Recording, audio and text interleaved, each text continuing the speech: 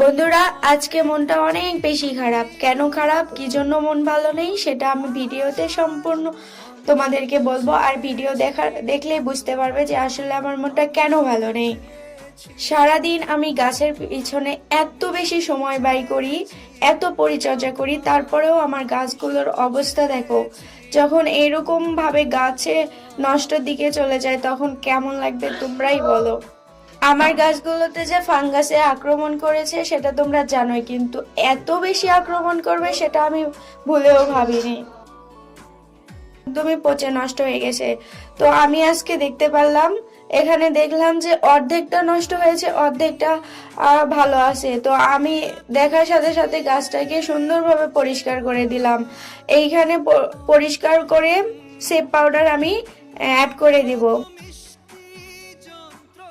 এরকম ভাবে যদি তোমাদের গাছেও ফাঙ্গাসে আক্রমণ করে তাহলে কোনো ভয় পাওয়ার কারণ নাই।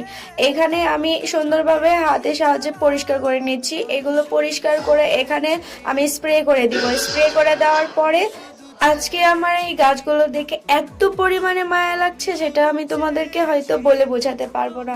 যারা গাছ লাগাই তারাই বুঝতে পারবে যে আসলে এই কষ্টটা কতটা। গাছের পিছনে এতটা সময় দেওয়ার পরে সেই গাছগুলো আমি সুস্থ রাখতে পারতেছি না।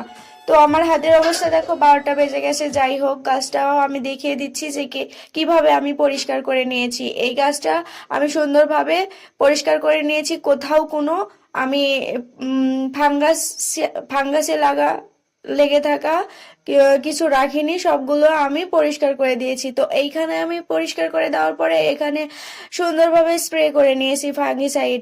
স্প্রে করা হয়ে গেলে এখানে আমি সুন্দরভাবে আরো গুঁড়ো যেগুলো ফাঙ্গিসাইড আমি নিয়ে এসে রাখিছি, এটা ছত্রাকনাশক, এইটাও আমি সুন্দরভাবে অ্যাড করে দিব।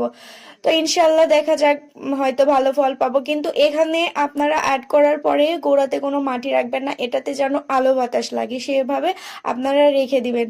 তো বন্ধুরা, এভাবে যদি কোনো ফাঙ্গাস লাগে গাছটা কেটে ফেলবেন না, এভাবে গাছগুলোকে পরিচর্যা করবেন, এভাবে ফাঙ্গিসাইড লাগাই দিবেন, দেখবেন আপনার গাছটা ইনশাল্লাহ ভালো হয়ে যাবে।